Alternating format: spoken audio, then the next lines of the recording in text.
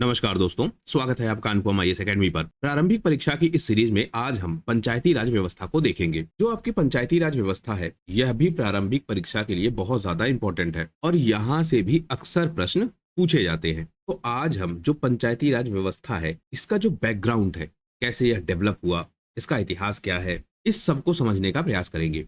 आज की वीडियो में हम क्या क्या चीजें कवर करेंगे। हम यह देखेंगे सबसे पहले तथ्य कौन से जो परीक्षाओं में पूछे जाते हैं। तो उसमें क्या क्या देखेंगे, उसमें हम देखेंगे कि जो स्थानीय प्रशासन है उसका विकास किस प्रकार से हुआ, पहली चीज। दूसरा हम देखेंगे क्या आजादी के बाद इसका विकास किस प्रकार हुआ। तो आपसे दो चीजें पूछी जाती है, एक अंग्रेजों के समय कैसे विकास हुआ, दूसरा आजादी के बाद किस प्रकार से विकास हुआ। यह दो चीज हो गई। इसके बाद हम देखेंगे कि क्या जो यह स्थानीय प्रशासन की बात की जा रही है, यह अंग्रेजों ने जो करने की कोशिश की, यह भारत में पहले से नहीं था क्या। तो हम देखेंगे कि जो प्राचीन भारत है वहां पर जो स्थानीय प्रशासन है उसकी क्या व्यवस्था है। फिर हम देखेंगे कि प्राचीन से जब मध्यकालीन भारत आता है तो उस समय किस तरह के परिवर्तन होते हैं। उसके बाद आधुनिक भारत में क्या परिवर्तन होते हैं, वह हम यहाँ देखेंगे कि आजादी के बाद अंग्रेजों के समय कैसे परिवर्तन होते हैं। इसके बाद हम यह समझने का प्रयास करेंगे कि जो भारत में राजनीतिक पार्टियां हैं उन्होंने कब कब प्रयास किया, यानी उन्होंने यह कोशिश कब कब की कि पंचायती राज व्यवस्था भारत में आ जाए, यह भी पूछा जाता है। फिर जो सबसे इंपॉर्टेंट फैक्ट्स हैं कि जब पंचायती राज व्यवस्था लागू हुई उस समय राष्ट्रपति कौन है, प्रधानमंत्री कौन है और साल कौन सा है। इनफैक्ट कई जगहों पर दिन भी पूछा जाता है। तो इन सारी चीजों को हम देख लेंगे। इस वीडियो के बाद जो बैकग्राउंड है पंचायती राज व्यवस्था का, वह आप पूरी तरीके से समझ जाएंगे। इसके बाद एक अगला वीडियो हम करेंगे, उसमें हम बात करेंगे क्या जो संवैधानिक प्रावधान है। पहले तो हम यह समझ लेंगे कि पंचायती राज व्यवस्था है क्यों, उसके क्या क्या कारण है, कैसे यह डेवलप हुआ है, यह सब हम पहले समझ लेंगे। फिर अगले वीडियो में हम बात करेंगे कि जो संवैधानिक प्रावधान है, जैसे आर्टिकल 243 क्या है, फिर 1996 का पेशा अधिनियम क्या है, इन सबको हम देखेंगे। कैसे स्पेशल प्रोविजंस हैं, उन सबको भी हम देखेंगे। लेकिन आज हम पहले यह समझ लेते हैं कि जो बैकग्राउंड है पंचायती राज व्यवस्था का, वह बैकग्राउंड क्या है। तो वीडियो आप लोग पूरा देखिएगा, तभी आप लोग इसका पूरा लाभ उठा पाएंगे। सबसे पहले हम तथ्यों को देखते हैं। जब अंग्रेज भारत में आए थे तो उन्होंने क्या किया, प्रशासन को कंट्रोल करने की कोशिश, और उसी कंट्रोल करने की कोशिश में जब 1857 का विद्रोह होता है तो इस विद्रोह में क्या चीजें थी। एक तो जो आपके किसान हैं वह बड़ी संख्या में विद्रोह करते हैं, दूसरे जो किसानों से जुड़े सैनिक हैं वह विद्रोह करते हैं, तीसरे आपके प्रशासक विद्रोह करते हैं, यानी किसी क्षेत्र के राजा। यह अलग से है। किसानों वाला मुद्दा हमें क्यों समझना है। मान लेते हैं उत्तर प्रदेश है और उत्तर प्रदेश में एक परिवार है, उस परिवार में दो तीन लोग हैं। एक हो गया आपका किसान, अब सारे लोग तो किसानी करेंगे नहीं, तो एक भर्ती हो गया पुलिस में और एक भर्ती हो गया सेना में। यह स्ट्रक्चर आपको आज भी मिलेगा। अब इससे क्या हुआ, ये जो आपका किसान है यह पे करेगा टैक्स, ये जो आपका पुलिस है और यह जो आपकी सेना है यह पाएंगे क्या, सैलरी। किससे, अंग्रेजों से। तो जब अंग्रेजों से सैलरी पाएंगे तो काम कैसे करना होगा, अंग्रेजों के हिसाब से। और अंग्रेजों के हिसाब से काम करने का मतलब यह शामिल होंगे कई बार विद्रोहों को दबाने में। अब यह बात भी सामान्य हो गई, तो विद्रोहों को दबाने में भी शामिल हो रहे हैं। इसका मतलब यह कि जब यह कभी किसान या कोई आदिवासी विद्रोह करेगा तो इन्हीं सैनिकों को, यानी इसी पुलिस को और इसी सेना को जाना पड़ेगा। कुल मिलाकर होता यह था कि इन्हें कई बार अपने ही भाई बंधुओं पर अत्याचार करना पड़ता था, क्योंकि अंग्रेज अत्याचार ही कर रहे थे। तो धीरे धीरे यह चीज भी शामिल हुई और अंततः इसका परिणाम यह हुआ कि 1857 का विद्रोह हो गया। हालांकि इस तरीके के विद्रोह बाद में भी हुए, लेकिन यह विद्रोह हो गया। कुछ प्रशासक थे, उनको अपने पुराने अधिकार चाहिए थे, तो वो भी लड़ रहे थे, वो अलग मुद्दा है। अभी हम यहाँ ग्रामीण प्रशासन की बात कर रहे हैं, तो उस एंगल से समझ रहे हैं। यह बात अंग्रेजों को समझ में आई, तो उनको यह लगने लगा कि सुधार किया जाना जरूरी है। अगर सुधार नहीं किया जाएगा तो क्या हो जाएगा, इस तरीके के विद्रोह लगातार होंगे। तो धीरे धीरे जो सुधारों का क्रम है वह शुरू हुआ। इसी में आपको याद हो आईपीसी बनाया गया, सीआरपीसी बनाया गया, ये सारे काम भी हुए। यानी भारत की जो प्रशासनिक व्यवस्था है उसको बदला जाए। एक चीज आपको और याद रखनी होगी, भारत में पहले कौन आया, ईस्ट इंडिया कंपनी। मतलब ब्रिटेन की तरफ से पहले कौन आया, ईस्ट इंडिया कंपनी। इसने धीरे धीरे क्या किया, प्रशासनिक अधिकार प्राप्त कर लिए। और जब इसने प्रशासनिक अधिकार प्राप्त कर लिए तो धीरे धीरे यह क्या करने लगा, शोषण करने लगा। इससे भी क्या हुआ, 1857 का विद्रोह। अब यहाँ क्या हुआ, 1857 का जब विद्रोह हो गया तो जो ईस्ट इंडिया कंपनी है, इसके जो प्रशासनिक अधिकार है यह भारत से हो गए समाप्त। अब जो भारत का प्रशासन है वह कौन संभालने लगा, ब्रिटिश पार्लियामेंट, यानी सीधे सीधे ब्रिटेन की सरकार। यह अंतर आप समझे रहिएगा। अब जब ब्रिटेन की सरकार ने भारत का प्रशासन संभाला तो इन्होंने क्या किए, प्रशासनिक सुधार, या हम यह कहें प्रशासनिक व्यवस्थाएं डेवलप ऐसी की जो इनके हित में हो। तो इस तरह यह व्यवस्था डेवलप हुई। इसी क्रम में 1882 में आता है लॉर्ड रिपन। मतलब 1882 में लॉर्ड रिपन भारत का वायसराय है और वह लोकल गवर्नेंस को डेवलप करता है। इसी को कहते हैं मुकामी बोर्ड। और इस मुकामी बोर्ड के माध्यम से यह तय किया गया कि जो स्थानीय लोग हैं उनको भी प्रशासन में शामिल किया जाए। फिर जब आया आपका गवर्नमेंट ऑफ इंडिया एक्ट 1919, जिसको कहते हैं जेम्स फोर्ड रिफॉर्म। 1909 में आपका क्या आया था, मार्ले मिंटो, और यहाँ पर क्या आया, जेम्स फोर्ड रिफॉर्म। तो यह आया, इसी को कहते हैं गवर्नमेंट ऑफ इंडिया एक्ट 1919। यहाँ पर धीरे धीरे यह व्यवस्था की जाने लगी कि जो ग्राम पंचायत है उसको डेवलप किया जाए। अब यहाँ आप अंतर समझिए, भारत में जो पंचायती राज व्यवस्था है वह बहुत पहले से डेवलप थी। कैसे थी, अभी हम एक तो क्रम के रूप में उसको समझ लेंगे। दूसरा, अंग्रेजों के समय क्या व्यवस्था थी वह भी हम समझ लेते हैं। भारत में होते थे किसान, इन किसानों में कुछ किसान होते थे क्या, बड़े किसान, कुछ होते थे छोटे किसान, और कुछ होते थे केवल मजदूर। ये आपको पता है। अब जो आपके बड़े किसान हैं इन्हीं को कई जगहों पर कहा जाता है जमींदार। अलग अलग क्षेत्रों में अलग अलग व्यवस्था है। कुल मिलाकर वह किसान जिसके पास बड़ी जमीन है, इस बड़ी जमीन से क्या होता था, इसके पास बहुत सारा धन होता था, मतलब पैसा होता था, मतलब यह पैसे वाला आदमी होता था। अब इससे क्या होता था, जो समाज है वह समाज इसके प्रभाव में था। क्यों प्रभाव में था, क्योंकि इसके पास पैसे होते थे तो कई बार यह छोटे किसानों को उधार देता था, कई बार मजदूरों को उधार देता था। तो छोटे किसान और मजदूर यह दोनों डिपेंडेंट हो गए थे किस पर, जमींदार पे। जमींदार इनका शोषण भी करता था, लेकिन धीरे धीरे इसका प्रभाव बढ़ता रहा। प्रभाव बढ़ने के कारण क्या होने लगा, धीरे धीरे जो राजनीतिक स्थिति है वह इसकी मजबूत होने लगी। राजनीतिक स्थिति मजबूत होने का मतलब, गांव में एक अमीर आदमी है, अब वह अमीर आदमी सबको क्या दे रहा है, मदद, मतलब पैसे से। और जब यह मदद दे रहा है, हालांकि उससे ब्याज भी ले रहा है, बाकी चीजें भी कर रहा है, लेकिन मदद कर रहा है, तो लोग क्या हो गए, इस पर आश्रित हो गए, मतलब डिपेंडेंट हो गए।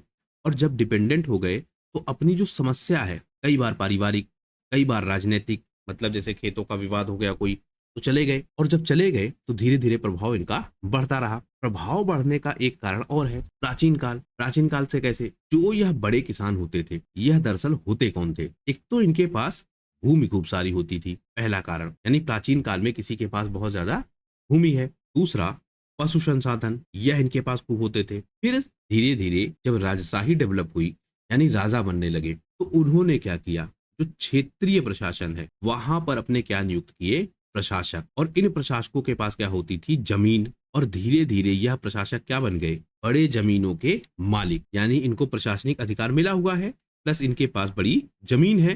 तो अगर बड़ी जमीन है तो यहाँ वाला मुद्दा आ गया कि बड़े किसान है, डिपेंडेंट है छोटे किसान और मजदूर, इसके साथ साथ प्रशासनिक अधिकार इनको किसने दे दिया, राजा ने। तो अब आ गए यह पूरी तरीके से प्रशासनिक व्यवस्था में। अब अंग्रेजों के समय क्या हुआ, एक आपका प्रशासक है, कहाँ का, गांव का, या हम कहें गांव का क्या है, जमींदार है। अब अंग्रेज क्या करते थे, इस जमींदार को कंट्रोल करने की कोशिश। क्यों कंट्रोल करेंगे, क्योंकि इनको चाहिए टैक्स। तो कुछ जमींदार ऐसे होते थे जो विद्रोह कर देते थे कि नहीं, हम टैक्स नहीं देंगे। और जब हम टैक्स नहीं देंगे उस केस में क्या होगा, अंग्रेज इन पर अत्याचार करने की कोशिश करेंगे, इनको कंट्रोल करने की कोशिश करेंगे।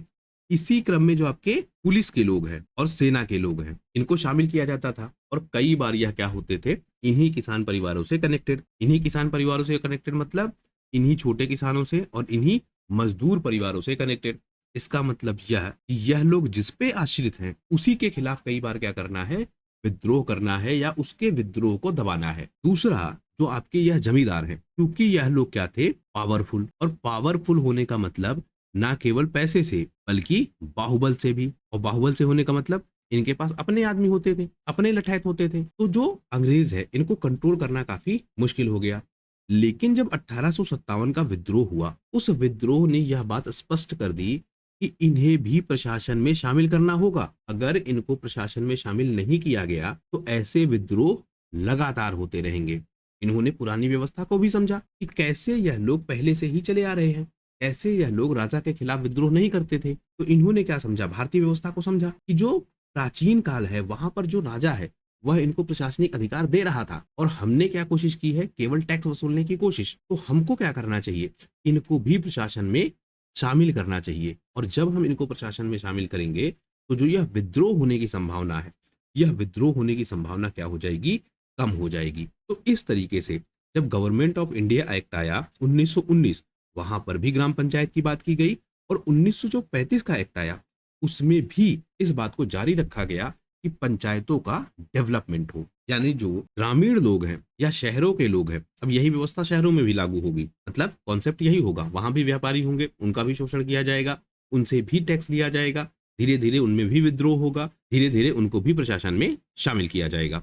तो शहरी व्यवस्था भी इसी तरीके से डेवलप होगी। 1935 के एक्ट में यह बात तय की गई कि जो आपका ग्राम प्रशासन है यह सौंप दिया जाए राज्यों को या उस समय के प्रांतों को। आपने यह भी देखा होगा 3 तरीके के विषय होते हैं। कौन से 3 विषय, एक आपका संघ सूची का विषय, एक आपका राज्य सूची का विषय, और एक आपका समवर्ती सूची का विषय। संविधान में यह प्रावधान है। यह प्रावधान पहली बार कब आया था, 1935 के एक्ट से। मतलब शक्तियों का बंटवारा, इस मुद्दे पर कौन नियम कानून बनाएगा या फिर किसके नियम कानून लागू होंगे, इस बात को तय किया गया। और इसी समय यानी 1935 के एक्ट में ही यह काम किया गया था। तो अब जो स्थानीय शासन है वह कहाँ आ गया, प्रदेशों के पास। और प्रदेशों के पास आने का मतलब यहाँ पे जो रिप्रेजेंटेशन है वह क्या होगा, भारतीयों का भी होगा। और भारतीयों का भी होगा इसका मतलब यह कि यह अपने हिसाब से नियम कानून भी बनाएंगे या अपनी सुविधा के हिसाब से भी नियम कानून बनाएंगे।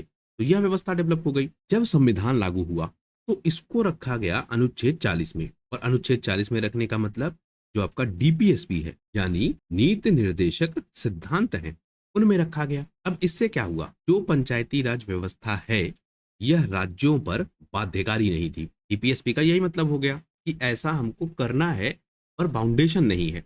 आप कोर्ट नहीं जा सकते, आप चैलेंज नहीं कर सकते कि सरकार ने यह काम नहीं किया है। अगर यह फंडामेंटल राइट का पार्ट होता तो चले जाते आप कोर्ट में, या किसी और संवैधानिक प्रावधान में होता तब भी लोग कोर्ट जा सकते थे। लेकिन इसको रखा कहाँ, अनुच्छेद 40 में, नीति निर्देशक सिद्धांतों में। अब यह राज्य सूची का क्योंकि विषय है तो राज्य इस पर अपने अपने कानून बनाएंगे। इससे क्या होगा, जब आपका 73वां संविधान संशोधन होगा तो इसी के बाद आएगी क्या, पंचायती राज व्यवस्था, या पंचायती राज व्यवस्था को संवैधानिक मान्यता दी जाएगी। इससे पहले ही बहुत सारे ऐसे राज्य होंगे जो क्या करेंगे, पंचायतों का डेवलपमेंट कर देंगे। जैसे 1960 के दशक में जो आपका राजस्थान है, यहाँ पर पंचायती राज व्यवस्था डेवलप हो जाएगी। और यहाँ पर भी कहाँ, नागौर जिला, यह आपने सुना होगा। लेकिन जो 73वां संविधान संशोधन हुआ है यह हुआ कब है, 1992 में।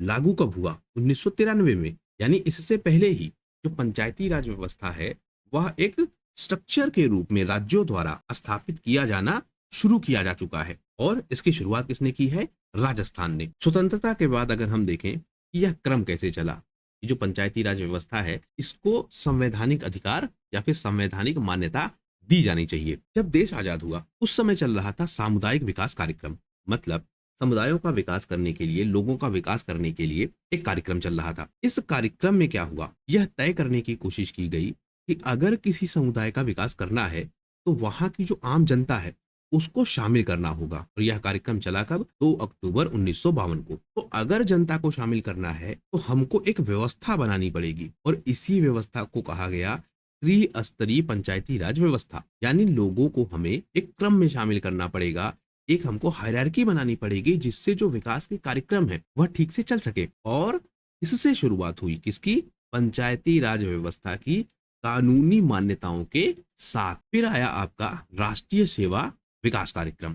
यह कब आया, 2 अक्टूबर 1963 को। राष्ट्रीय स्तर का विकास है और जनता इसमें शामिल होगी क्योंकि जनता का ही विकास करना है। इस कार्यक्रम को अमेरिका ने भी सहायता दी। और इससे जो फंड की समस्या है, क्योंकि आप यह भी याद रखेंगे कि जब भारत आजाद हुआ था तो उसके पास फंड की समस्या थी। डिस्ट्रीब्यूशन ऑफ फंड इस तरह से उनको करना था कि व्यवस्था ठीक से चल सके। अगर बहुत ज्यादा स्तर बना देते, जब बहुत ज्यादा लेवल बना देते, तब इनको फंड की भी समस्या होती। लेकिन जब राष्ट्रीय सेवा विकास कार्यक्रम शुरू हुआ और अमेरिका ने इसको फंडिंग भी दी, तो यह जो आपकी सामुदायिक विकास परियोजनाएं हैं, यानी समुदायों का विकास करना है, यह परियोजनाएं और तेजी के साथ आगे बढ़ने लगी। और इसका मतलब यह कि अब जो जनता की भागीदारी है वह और ज्यादा सुनिश्चित होगी। यही जो आपका सामुदायिक विकास कार्यक्रम है, यह अच्छे से चल सके, इसके लिए एक समिति बनाई गई।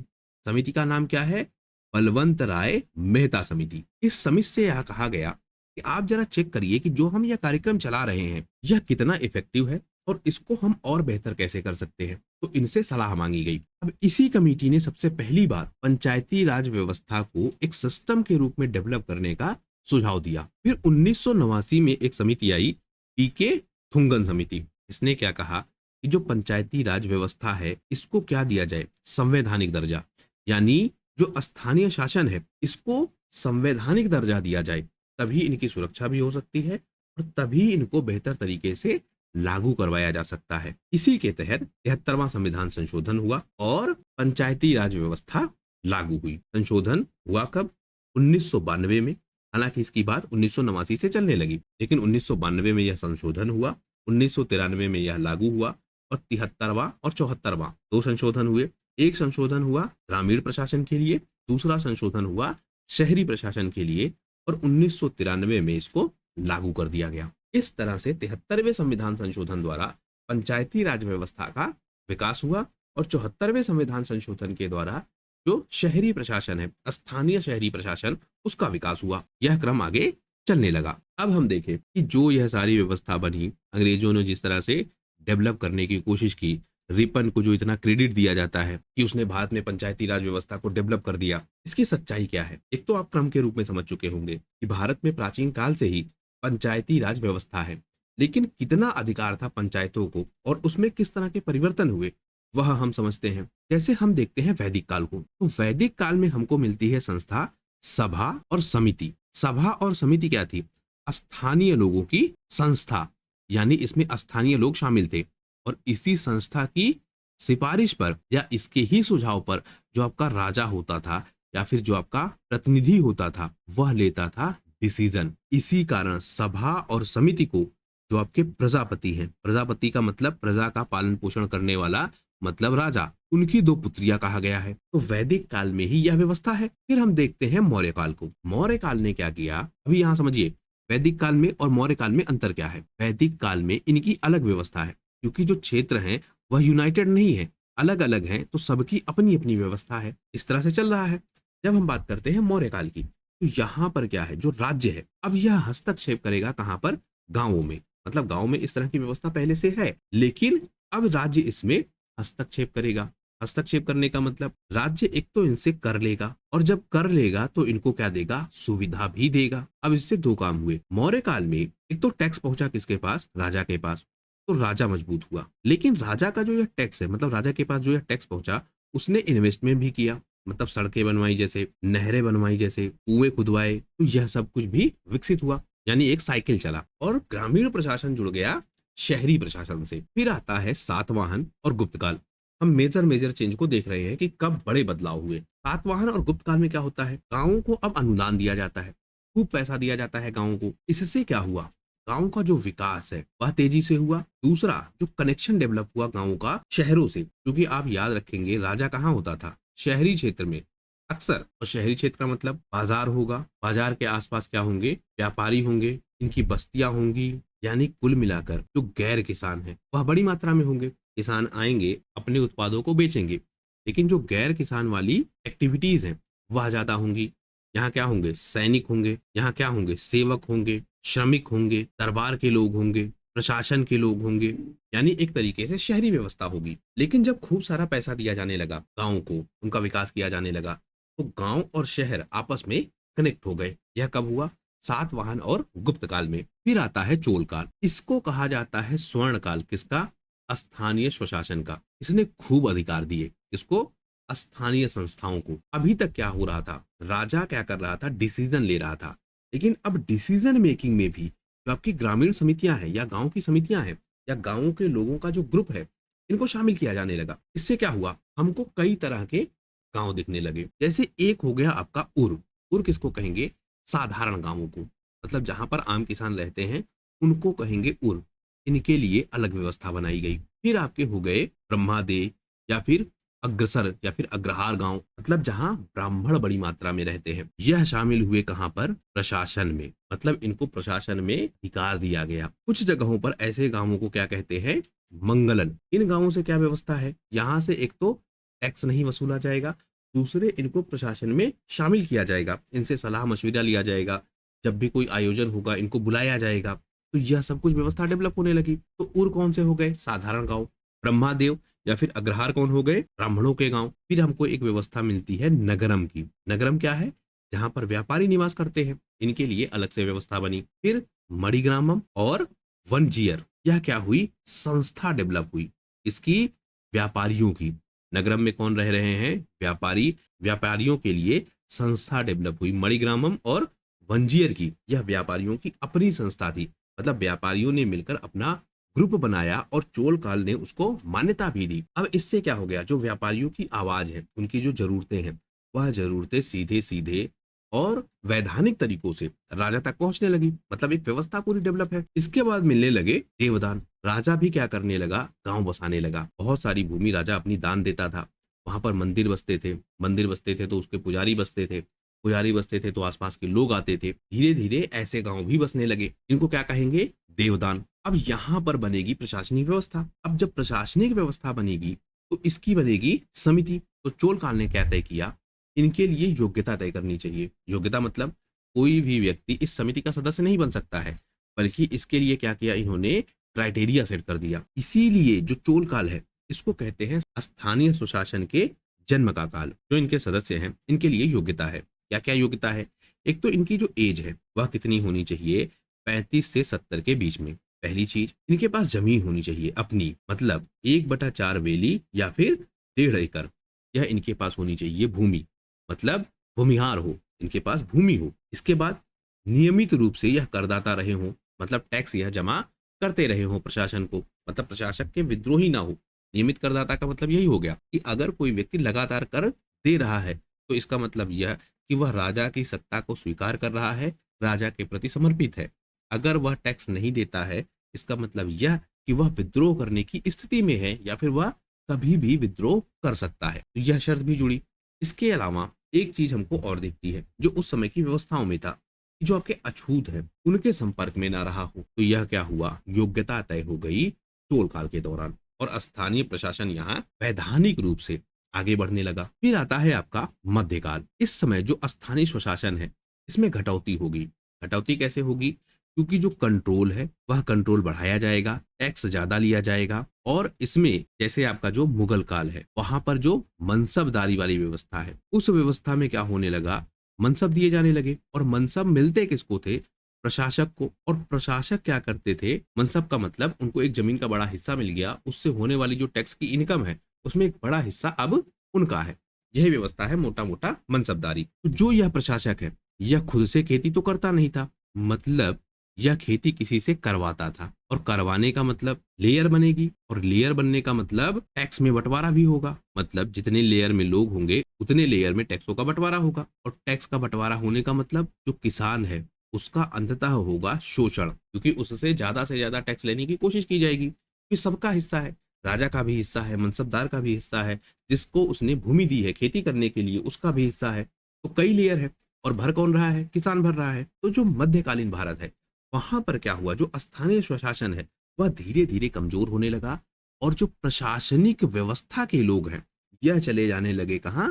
किसानों के पास। यानी ग्रामीण प्रशासन में शहरी प्रशासकों की जो हिस्सेदारी है वह बहुत ज्यादा बढ़ गई, या उनका जो प्रभाव है वह बहुत ज्यादा बढ़ने लगा। फिर आया ब्रिटिश काल। इसमें क्या हुआ? ग्रामीण व्यवस्था धीरे धीरे खराब होने लगी, और जैसा पीछे बात की 1857 का विद्रोह हो गया। इसीलिए हम देखते हैं कि 1864 में, क्योंकि विद्रोह का कारण मैंने आपको पीछे बताया, 1864 में जो स्थानीय स्वशासन है इसको मान्यता दी गई कि जो जमींदार हैं या बड़े किसान हैं, और यह जिस तरीके से निर्णय लेते हैं इसको लेकर, ग्रामीण व्यवस्थाओं को लेकर या फिर प्रशासन को लेकर या फिर परिवारों को लेकर, मतलब ग्रामीण परिवारों को लेकर, तो यह व्यवस्था डेवलप की गई या इसको मान्यता दी गई कि अब जो स्थानीय स्वशासन है यह वैलिड है, यह ऐसा कर सकते हैं। इसके बाद 1870 में लॉर्ड मेयो ने इनको वित्तीय स्वतंत्रता भी प्रदान कर दी कि अब यह टैक्स वसूलेंगे भी, और उस टैक्स वसूलने के दौरान उसका एक हिस्सा यह अपने हिसाब से भी क्या कर सकते हैं, उपयोग कर सकते हैं। यह व्यवस्था भी डेवलप हुई। इसके बाद 1882 में जो आपका लॉर्ड रिपन है, इसने क्या किया, तालुका बोर्ड और जिला बोर्ड की स्थापना का सुझाव दिया। इसने कहा कि ऐसी व्यवस्थाएं बनाई जानी चाहिए, तभी जाकर जो भारतीय समाज है इस समाज को हम ठीक से चला पाएंगे। यहाँ आप क्रम देख रहे होंगे, 64 में हुआ, 70 में हुआ, 82 में हुआ। अंग्रेजों का यह क्रम होता था, वह किसी व्यवस्था को लागू करते थे, फिर उसका इम्पैक्ट देखते थे, फिर उसको एनालिसिस करते थे, उसके बाद फिर से नई व्यवस्था या उसी पुरानी व्यवस्था में परिवर्तन करते थे। यह क्रम चलता था। इसी क्रम में 1907 में जो स्थानीय स्वशासन डेवलप किया गया, इसको कहते हैं, लॉर्ड रिपन को कहते हैं स्थानीय स्वशासन का जनक। लेकिन भारत में हम व्यवस्था देखते हैं कि प्राचीन काल से ही यह व्यवस्था हमारे पास मौजूद थी। लेकिन 1907 में क्या होता है, जो यह स्थानीय स्वशासन डेवलप किया गया, इसकी जांच की जाएगी, यह ठीक से काम कर रहा है या ठीक से काम नहीं कर रहा है। इसके लिए बनाया गया क्या, हाब हाउस। मतलब हाब हाउस की अध्यक्षता में एक शाही आयोग बनाया, इसको हाब हाउस भी कहते हैं। अब यह जांच करेगी कि जो यह व्यवस्था डेवलप की गई थी यह कितनी प्रभावशाली है, और जांच करके अपनी रिपोर्ट देगी। इसके बाद क्या होगा, 1920 में एक और शाही आयोग बनेगा। यह भी चेक करेगा कि जो प्रशासनिक व्यवस्था है या स्थानीय स्वशासन है वह कितना प्रभावशाली है। इसके बाद क्या हुआ, जो आपका संयुक्त प्रांत है, संयुक्त प्रांत मतलब वर्तमान का उत्तर प्रदेश, बंगाल है, बिहार है, असम है, पंजाब है, मद्रास है, यहाँ पर कानून बने, और कानून बनाकर जो पंचायती राज व्यवस्था है इसको स्टेब्लिश किया गया। अब यह भी क्यों हुआ, क्योंकि 1909 में जो लाहौर अधिवेशन है वहां पर भी यह डिमांड उठ रही थी कि पंचायती राज व्यवस्था को लागू किया जाए, उसको जीवित किया जाए, उसको संवैधानिक या फिर कानूनी, उस समय संविधान नहीं था तो मतलब यह कि उसको कानूनी अधिकार दिया जाए। यह मांग भी लगातार चलती रही। इसी क्रम में गांधी जी ने क्या किया, 14 फरवरी 1916 को मद्रास मिशनरी सम्मेलन में भी यह बात उठा दी कि हमको स्थानीय स्वशासन चाहिए। मतलब स्थानीय स्वशासन की जो डिमांड है वह लगातार होती रही, तो लाहौर अधिवेशन में भी यह मांग। अब देखिए यहाँ पर क्या परिवर्तन हुआ, अब जो स्वतंत्रता आंदोलन है उसका पार्ट बन गया क्या, स्थानीय स्वशासन। मतलब पहले अंग्रेज किस लिए कर रहे थे कि नियंत्रित किया जा सके, लेकिन अब यह डिमांड बन गई। अब यह डिमांड भी क्यों बनी, क्योंकि जो स्थानीय स्वशासन के लोग हैं जब यह जुड़ेंगे शासन व्यवस्था से तो यह अपनी डिमांड जनरेट करेंगे, मतलब मांग करेंगे। और जब यह मांग करेंगे तो वह मांग कैसी होगी, स्थानीय मांग होगी।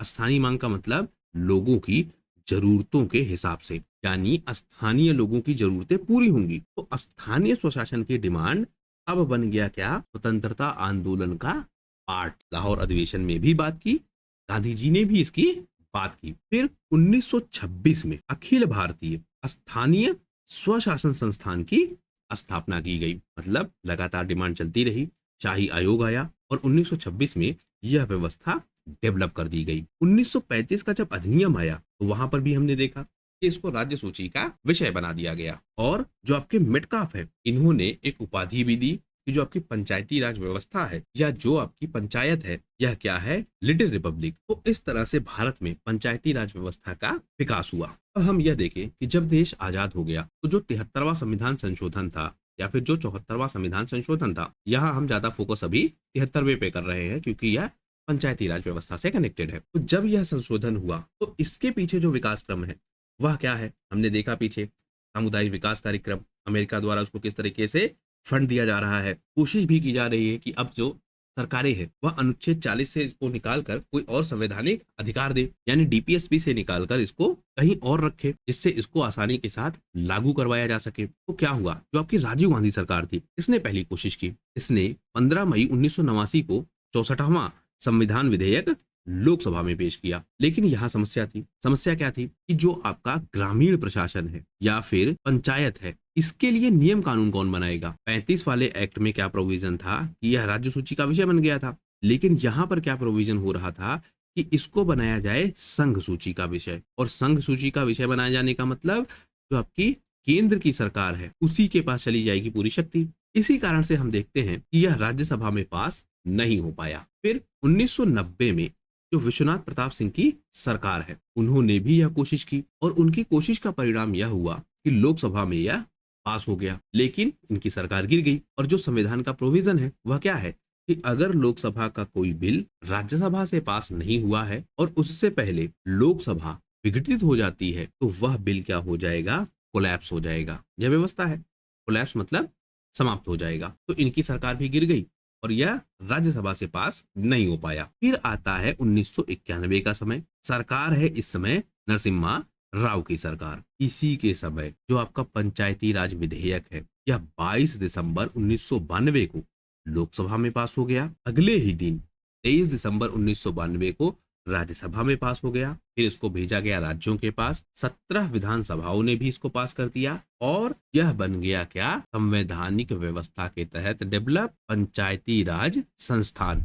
अब यहाँ विधानसभाओं को क्यों भेजा गया, प्रोविजंस क्या है, यह राज्य सूची का विषय है। 1935 के एक्ट में यह प्रोविजन है और यह विषय किसका है, राज्य सूची का। फिर आया अनुच्छेद 40, इसको डीपीएसपी का पार्ट बनाया गया। मतलब जब संविधान लागू हुआ तो इसको डीपीएसपी का पार्ट बनाया गया। लेकिन ऐतिहासिक रूप से यह किसके पास था, राज्यों के पास। अब हुआ क्या, संविधान संशोधन, तो फिर भेजा गया इसको राज्यों के पास भी। 17 विधानसभाओं का इसको अनुमोदन मिला। 17 मतलब 1/2 + 1, जितने राज्य हैं उनमें से आधे राज्य प्लस एक राज्य, और यह चाहिए होता है मिनिमम बहुमत। लेकिन 17 विधानसभाओं ने पास कर दिया। इसके बाद 20 अप्रैल 1993 को यह गया राष्ट्रपति के पास। और राष्ट्रपति कौन है उस समय, शंकर दयाल शर्मा। नाम आपको ध्यान रखना होगा, पूछा जाता है। और 30 मई 1993 से जो पंचायती राज व्यवस्था है यह पूरे देश में लागू हो गई। तो इस तरह पंचायती राज व्यवस्था डेवलप हुई। हमने प्राचीन काल में क्या व्यवस्था थी, मध्यकाल में क्या व्यवस्था थी, आधुनिक भारत में या फिर हम कहें ब्रिटिश भारत में, इसी को अंग्रेजों ने क्या कर दिया, आधुनिक भारत का नाम दे दिया। तो ब्रिटिश भारत में जो परिवर्तन हुए और उसके बाद जो आपका आजाद भारत है वहां पर जो परिवर्तन हुए उन सबको हमने समझ लिया, उनका क्रम समझ लिया, किस तरह से वह डेवलप हुआ, उसके बीच क्या क्या कनेक्शन है वह हमने समझ लिया। पंचायती राज व्यवस्था का जो इतिहास है उसमें आपसे यही सारी चीजें पूछी जाएंगी। तो इस वीडियो में फिलहाल सिर्फ इतना ही। आशा करता हूं यह वीडियो आपकी परीक्षा के लिए उपयोगी होगा। वीडियो अगर पसंद आया हो तो प्लीज शेयर कीजिए अपने दोस्तों के साथ, सब्सक्राइब कीजिए इस चैनल को। आपका हमसे जुड़ने के लिए बहुत बहुत धन्यवाद। आपका दिन शुभ हो।